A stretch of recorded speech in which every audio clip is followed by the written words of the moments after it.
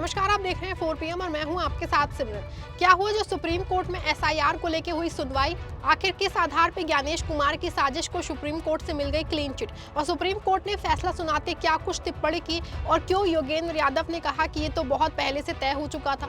Supreme court ने आज ऐसा ऐतिहासिक फैसला सुनाया है जिसे सुनने के बाद हर कोई हैरान हो गया है। दरअसल जिस SIR को लेकर विपक्ष ने इतनी लंबी और बड़ी लड़ाई लड़ी, रैलियां की, लाठियां खाई, चिल्ला चिल्ला के गला बैठा लिया, आज उसी SIR को सुप्रीम कोर्ट ने ये कह के क्लीन चिट दे दी कि प्रक्रिया में कोई खामी नहीं है। आप सोचिए, जिस SIR को लेकर बिहार चुनाव और बंगाल चुनाव को लेकर इतने सवाल खड़े हुए, जिसकी प्रक्रिया में इतनी गड़बड़ियां थी कि चुनाव आयोग बार बार बदलाव करता रहा, यूपी में तो कई बार प्रक्रिया में बदलाव किया गया, ज्ञानेश कुमार व्हाट्सएप पे मनमाने ढंग से BLO से काम कराते रहे, जिसकी प्रक्रिया को फॉलो करने ना जाने कितने BLO की जान चली गई। आज उसी SIR को बाइज्जत बरी कर दिया गया है।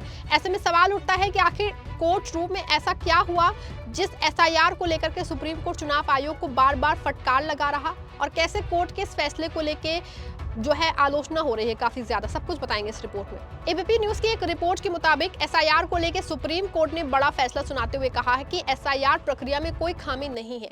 सुप्रीम कोर्ट ने कहा कि चुनाव आयोग ने अपनी शक्तियों का इस्तेमाल किया है, अपनी शक्तियों के बाहर नहीं है, इसीलिए पूरी प्रक्रिया को गैर संवैधानिक करार नहीं दे सकते हैं। मुख्य न्यायाधीश सूर्यकांत और जस्टिस जय माल्या बागची की बेंच ने अपना फैसला सुनाया है। सुप्रीम कोर्ट ने बिहार में शुरू किए गए मतदाता सूचियों के SIR के फैसले को बरकरार रखा है। कोर्ट ने फैसला दिया है कि SIR प्रक्रिया को सिर्फ इसीलिए गैर कानूनी कह के रद्द नहीं किया जा सकता क्योंकि ये वोटर लिस्ट के सामान्य रिवीजन की प्रक्रिया से अलग है। कोर्ट ने SIR को एक वैध और संवैधानिक प्रक्रिया बताया है। कोर्ट ने आगे कहा कि ये प्रक्रिया कानूनी रूप से मान्य है। आज माननीय सुप्रीम कोर्ट का SIR के ऊपर फैसला आ गया है। माननीय सुप्रीम कोर्ट ने कहा है कि SIR की पूरी प्रक्रिया सही है। SIR कराना ये इलेक्शन कमीशन का काम है और SIR जो इलेक्शन कमीशन ने कराया है वो बिल्कुल ठीक कराया है। वो संविधान के अनुकूल है, रिप्रेजेंटेशन ऑफ पीपल एक्ट के अनुकूल है, जो कंडक्ट ऑफ इलेक्शन रूल है उसके अनुकूल है। जो SIR के बारे में बहुत सारे अपवाद बताए गए थे, SIR की बहुत सारी कमियां बताई गई थी, माननीय सुप्रीम कोर्ट ने उन कमियों को स्वीकार नहीं किया है और कहा है कि बिल्कुल इलेक्शन कमीशन ने फ्री एंड फेयर तरीके से पूरा SIR किया है। हमने जो PIL फाइल किया था उसमें मांग किया था SIR रेगुलर इंटरवल पे होना चाहिए, SIR हर 5 साल में होते रहना चाहिए, क्योंकि एक भी अगर कोई विदेशी व्यक्ति का नाम वोटर लिस्ट में है तो वो पूरी तरीके से हमारे इलेक्शन लॉज के खिलाफ है, फ्री एंड फेयर इलेक्शन के कॉन्सेप्ट के खिलाफ है।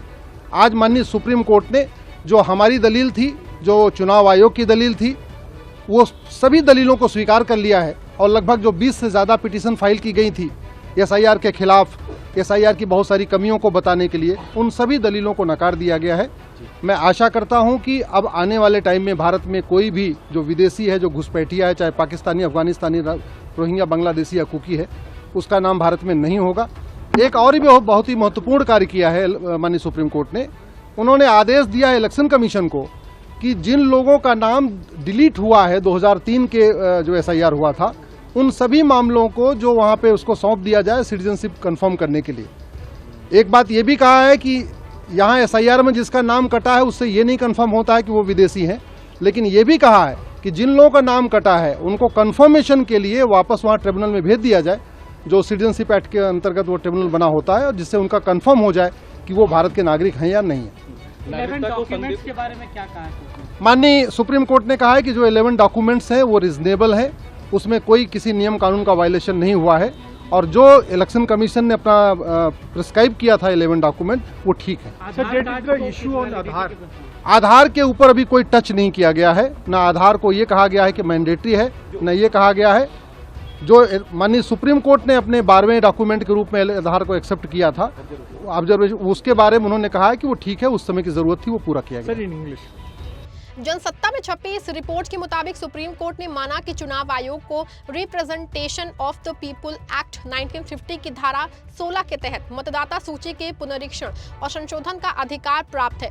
सुप्रीम कोर्ट ने कहा कि मामले के विस्तृत विश्लेषण के बाद ये साफ है कि SIR का उद्देश्य वैध और संवैधानिक रूप से उचित है। अदालत के अनुसार उस प्रक्रिया का मुख्य लक्ष्य मतदाता सूचियों की शुद्धता, पूर्णता और विश्वसनीयता सुनिश्चित करना है। मतलब विपक्ष की वो सारी दलीलें की ज्ञान ज्ञानेश कुमार ने बीजेपी के हिसाब से चुनावी लिस्ट तैयार करने के लिए एसआईआर को वो किया है। इन सबको सुप्रीम कोर्ट ने पूरी तरह से खारिज कर दिया है। सुप्रीम कोर्ट ने कहा कि मतदाता सूची में नाम जोड़ने या हटाने की प्रक्रिया न्यायिक समीक्षा के अधीन है। अदालत के अनुसार अगर उपलब्ध दस्तावेजों के आधार पर किसी व्यक्ति की नागरिकता को लेकर संदेह पैदा होता है तो चुनाव आयोग उसका नाम मतदाता सूची से हटाने की कार्रवाई कर सकता है, लेकिन इसका मतलब ये नहीं है कि वो व्यक्ति भारतीय नागरिक नहीं रह जाता। कोर्ट ने स्पष्ट किया है कि ये मामला केवल मतदान के अधिकार से संबंधित है, न कि नागरिकता तय करने से। सुप्रीम कोर्ट ने यह भी कहा है कि ऐसे मामले में चुनाव आयोग संबंधित व्यक्ति को उचित ट्रिब्यूनल के पास भेज सकता है। इसके साथ ही किसी भी आधार पर मतदाता सूची से नाम हटाने की कार्रवाई को अंतिम नहीं माना जाएगा, बल्कि ये संबंधित प्राधिकरण के अंतिम फैसले पर निर्भर करेंगे। सरल शब्दों में इसका मतलब है कि अगर किसी व्यक्ति का नाम वोटर लिस्ट से हटाया जाता है और उसे लगता है कि वो गलत हुआ है तो वो सीधे हमेशा के लिए वोट देने से अधिकार से वंचित नहीं हो जाएगा। सुप्रीम कोर्ट ने कहा कि चुनाव आयोग ऐसे मामलों में उस व्यक्ति को उचित ट्रिब्यूनल या कानूनी प्राधिकरण के पास जाने का मौका दे सकता है।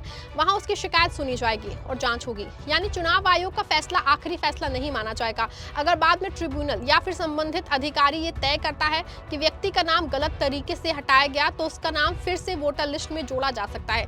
इसके साथ ही सुनवाई के दौरान अदालत ने कई अहम टिप्पणियां भी की हैं। कोर्ट ने कहा कि मतदाता सूची के एसआईआर का अधिकार चुनाव आयोग के पास जरूर है, लेकिन ये अधिकार असीमित नहीं हो सकता है। इस प्रक्रिया को पारदर्शिता और प्राकृतिक न्याय के सिद्धांतों के अनुरूप ही संचालित किया जाना चाहिए। अब देखिए, एसआईआर को चुनौती देने के लिए पिछले साल कई याचिकाएं दायर की गई थी। इनमें गैर सरकारी संगठनों के साथ साथ राजनीतिक कार्यकर्ता योगेंद्र यादव भी शामिल थे। इसके अलावा सांसद महुआ मोइत्रा, मनोज झा, केसी वेणुगोपाल, सुप्रिया सूले, मुजाहिद आलम ये अपनी याचिका दायर की थी। इसके अलावा कई अन्य संगठनों और लोगों ने भी इस मामले में अदालत का रुख किया था।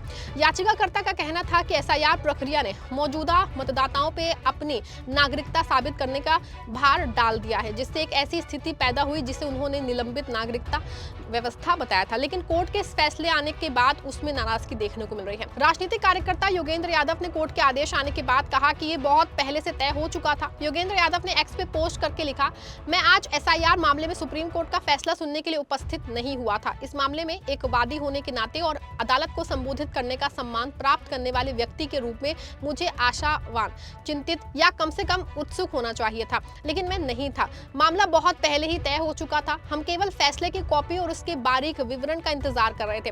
उन्होंने लिखा कि इस मामले का फैसला पिछले साल अगस्त में हुआ था। 3 दिनों तक एसआईआर के खिलाफ दलीलें सुनने के बाद अदालत ने एसआईआर की संवैधानिकता की जांच करने से हटके खुद को प्रभावी रूप से एक उपभोक्ता मंच पे बदल दिया, जो संवैधानिक सिद्धांतों के बजाय शिकायत निवारण और मध्यस्थता पे केंद्रित था। योगेंद्र यादव ने कहा कि इस मामले का फैसला तब प्रभावी रूप से हो गया जब सुप्रीम कोर्ट ने इस मामले पे फैसला करने से पहले ही चुनाव आयोग को बिहार विधानसभा चुनाव जल्दबाजी में कराने की इजाजत दी थी। जब चुनाव आयोग ने एसआईआर के दूसरे और फिर तीसरे चरण की कार्यवाही शुरू की, तब इस मामले में बहुत कम गुंजाइश बची थी, जबकि कोर्ट ने इसकी संवैधानिकता पे दलीलें आराम से सुनी। एसआईआर एक अटल सत्य बन चुका था। बाकी का शक तब दूर हो गया जब जजों ने कोर्ट में कहा कि किसी को भी एसआईआर में बाधा डालने की अनुमति नहीं दी जाएगी। उन्होंने कहा कि कानूनी दांव पेच से परे सीधी सी सच्चाई है कि एक संवैधानिक लोकतंत्र की सर्वोच्च अदालत ने पहले ही लाखों नागरिकों के मताधिकार को छीनने की अनुमति दे दी है। अब तक कम से कम 59 मिलियन और ये संख्या करीब 100 मिलियन तक पहुंच सकती है। वहीं इसको लेकर वरिष्ठ वकील प्रशांत भूषण ने कहा कि सुप्रीम कोर्ट ने आखिरकार कई महीनों तक एसआईआर प्रक्रिया को सही ठहराते हुए अपना फैसला सुना दिया। इसी एसआईआर के आधार पर कई राज्यों में चुनाव कराए गए थे। आरोप है कि एक पक्षपाती चुनाव आयोग ने पूरी तरह गैर पारदर्शी तरीके से मतदाताओं के नाम वोटर लिस्ट से हटा दिए थे। न्यायपालिका के लिए ये काला दिन है। वहीं वरिष्ठ पत्रकार राजदीप सरदेसाई ने इसे लेके लिखा कि सुप्रीम कोर्ट ने चुनाव आयोग की एसआईआर कराने की शक्ति को सही ठहराया है, लेकिन अब भी सबसे बड़ा जो है उलझा ये है सवाल कि उन लाखों वैध भारतीय नागरिकों का क्या होगा जो एसआईआर प्रक्रिया से बाहर रह गए। क्या सिर्फ इसीलिए कि एसआईआर जल्दबाजी में कराई गई और इसमें लॉजिकल डिस्पेंसेंसी एल्गोरिथम का इस्तेमाल हुआ है, उनसे उनका संवैधानिक वोट देने का अधिकार और सरकारी कल्याण योजनाओं का लाभ छिन जाएगा। आखिर सुप्रीम कोर्ट इन सबसे अहम मुद्दे पे कब ही फैसला करेगा? कुल मिला के देखें तो सुप्रीम कोर्ट के इस फैसले ने एसआईआर को संवैधानिक और वैध बता के चुनाव आयोग को बड़ी राहत दे दी है, लेकिन इसके साथ ही कई नए सवाल भी खड़े कर दिए हैं। विपक्ष और सामाजिक कार्यकर्ताओं का आरोप है कि इस प्रक्रिया के कारण कारण लाखों लोगों के मताधिकार पे खतरा मंडरा रहा है।